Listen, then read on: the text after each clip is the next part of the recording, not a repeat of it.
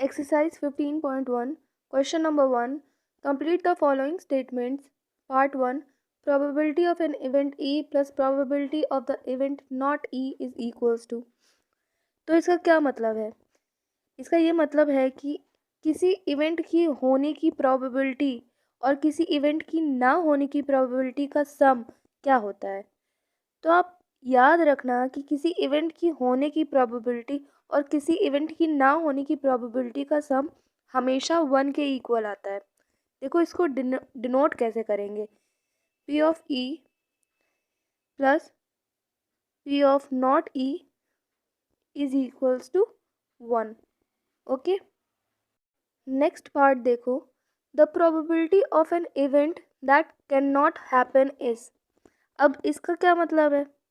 इसका मतलब ये है कि कोई ऐसा इवेंट जो कभी हो ही नहीं सकता, उसकी प्रोबेबिलिटी क्या होगी। ऐसा इवेंट जो कभी भी हो ही नहीं सकता, उसकी क्या प्रोबेबिलिटी होगी। तो ये तो सिंपल है ना कि ऐसा इवेंट जो कभी हो ही नहीं सकता उसकी प्रोबेबिलिटी तो ज़ीरो होगी ना। जो कभी होएगा ही नहीं इवेंट तो उसकी प्रोबेबिलिटी ज़ीरो ही होगी ना। और आगे देखो क्या है, such an event is called. तो ऐसे इवेंट्स को आप इम्पॉसिबल इवेंट्स कहते हो। क्या कहते हो? Impossible events. जिन इवेंट की प्रोबेबिलिटी ज़ीरो होती है उन इवेंट्स को इम्पॉसिबल इवेंट्स कहते हैं। ठीक है, अब नेक्स्ट पार्ट देखो। The probability of an event that is certain to happen is. अच्छा, इसका क्या मतलब है? इसका मतलब है कि कोई ऐसा इवेंट जो हम श्योर है कि वो होगा ही होगा, उसकी प्रोबेबिलिटी क्या होती है? तो उसकी प्रोबेबिलिटी 1 होती है। ऐसा इवेंट जो हम श्योर है कि वो होगा ही, तो उसकी प्रोबेबिलिटी हमेशा 1 होती है। ये आप याद रखना। देखो, अच्छा एग्जाम्पल से देखो। आप डाइस का एग्जाम्पल ले लो। देखो डाइस में कितने फेसेस होते हैं? 6 होते हैं। 1 2 3 4 5 6। तो आपकी सैम्पल स्पेस क्या हो जाएगी? 1 2 3 4 5 6। ठीक है, अब आपसे कहा जाए कि आप प्रोबेबिलिटी निकालो 7 से लेस के लिए। तो 7 से लेस के लिए प्रोबेबिलिटी क्या हो जाएगी? 6 नंबर्स हैं तो 7 से लेस के लिए प्रोबेबिलिटी हो जाएगी नंबर ऑफ फेवरेबल आउटकम्स। 7 से कितने नंबर कम है? 6 नंबर कम है, तो नंबर ऑफ फेवरेबल आउटकम्स कितने हो जाएंगे? 6 upon total number of outcomes. Total number of outcomes आपके कितने हैं? 6। तो ये कैंसिल आउट करोगे कितना आएगा? 1। ठीक है, तो ये कैसा इवेंट है? जो होगा ही होगा, तो इसकी प्रोबेबिलिटी क्या आ गई? 1।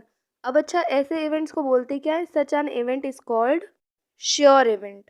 ठीक है, श्योर या फिर आप सर्टेन इवेंट्स भी बोल सकते हो। अब नेक्स्ट पार्ट देखो।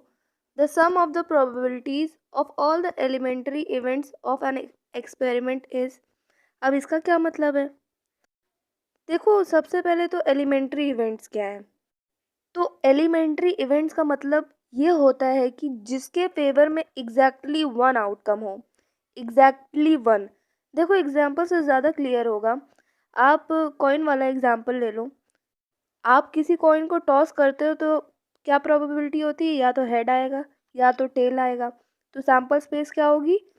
S is equals to H T. अब अगर आपसे कहा जाए कि आप हेड आने की प्रोबेबिलिटी बताओ, तो वो क्या आती है? P of E is equals to number of favourable outcomes. मतलब आपसे हेड की पूछी गई है, तो यहाँ पर देखो हेड आने की पॉसिबिलिटी कितनी है? तो वो तो 1 है। एक ही बार तो हेड आएगा। आप कॉइन टॉस करोगे तो सिर्फ एक ही बार तो 1 आएगा। और upon total number of outcomes. Total number of outcomes कितने? हेड और टेल।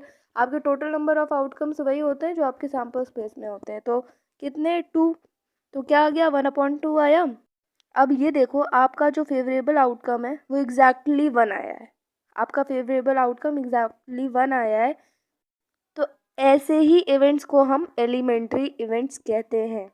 ठीक है, और क्वेश्चन आपसे क्या कह रहा है कि आप कोई भी एक्सपेरिमेंट कर रहे हो जिसके एलिमेंट्री इवेंट्स के जो प्रोबेबिलिटीज़ है उसका सम कितना है? तो उसका सम 1 होता है। देखो ये हमारे जो एलिमेंट्री इवेंट्स हैं, आप इसका सम करके देखो। हाफ प्लस हाफ कितना आया? 1 आया।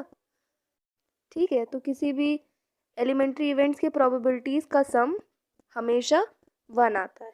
ठीक है, नेक्स्ट देखो, the probability of an event is greater than और equal to and less than और इक्वल टू।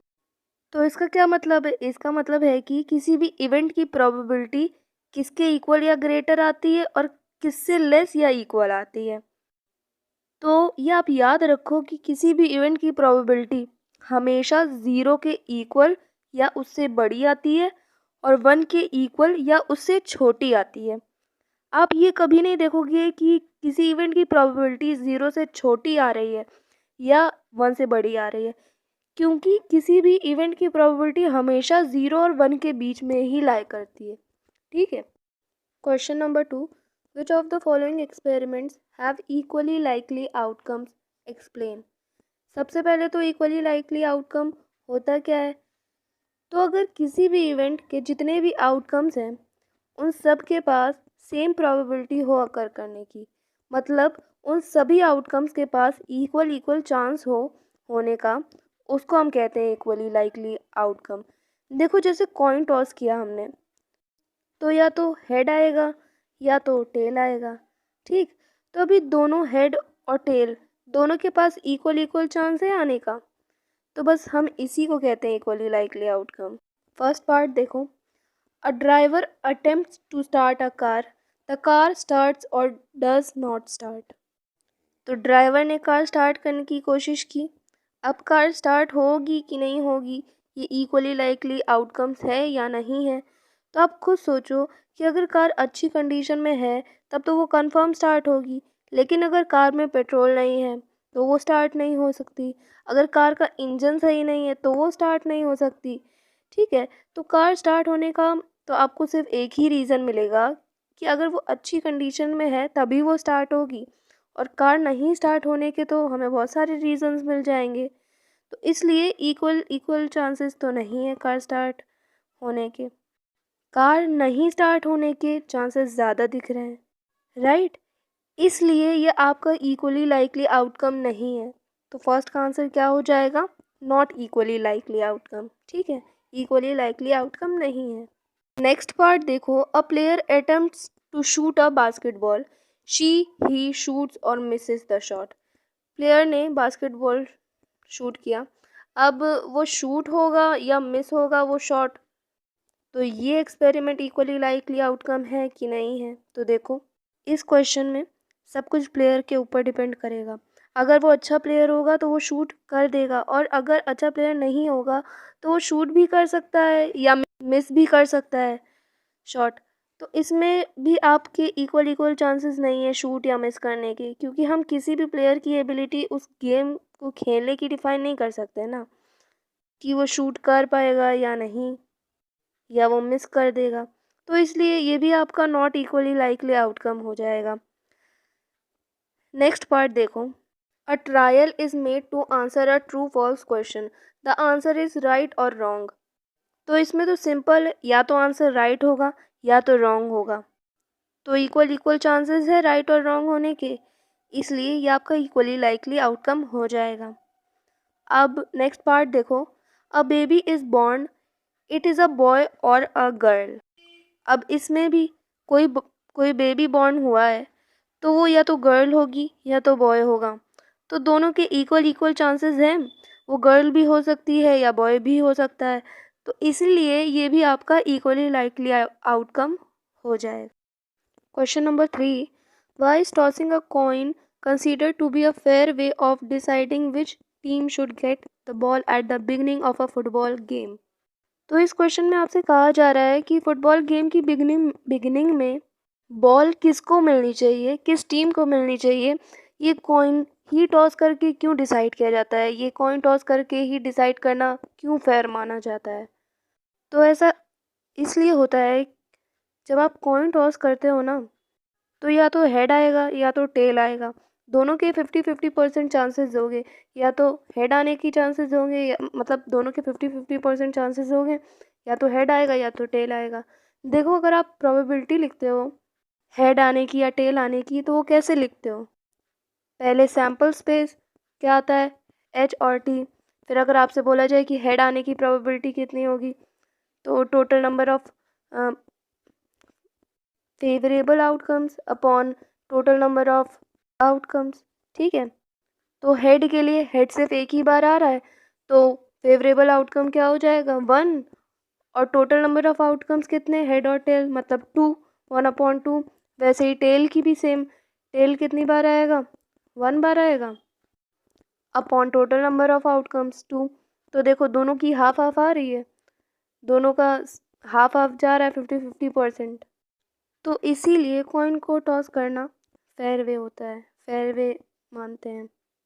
तो आप आंसर में लिखोगे कैसे, ऐसे लिखोगे, tossing of a coin is a fair way of deciding because the number of possible outcomes are only 2, that is either head और टेल।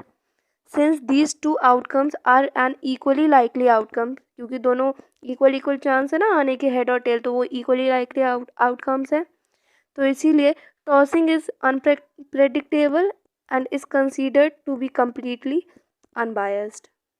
अनबायस्ड मतलब फेयर रहेंगे, किसी एक पर्टिकुलर ग्रुप को या पर्टिकुलर पर्सन को सपोर्ट नहीं करेंगे, वो फेयर खेलेंगे। ठीक है, question number 4, which of the following can not be the probability of an event. देखो आपको 4 ऑप्शंस दिए गए हैं, आपको ये बताना है कि इनमें से कौन सा ऑप्शन प्रोबेबिलिटी नहीं होगा। तो आपको अगर याद हो, प्रोबेबिलिटी किसी भी इवेंट की 0 और 1 के बीच में लाया करती है, या तो वो 0 से बड़ी होती है या 0 के इक्वल, या तो वो 1 से छोटी और 1 के इक्वल आती है। ठीक है, तो आपकी प्रोबेबिलिटी 0.1 हो सकती है, 0.2 हो सकती है, 0.5 हो सकती है, 0.6 हो सकती है, मतलब कोई भी नंबर जो 0 और 1 के बीच में लाई कर रहा है, आपकी प्रोबेबिलिटी वो हो सकती है। ठीक है, अब ऑप्शंस पे आओ।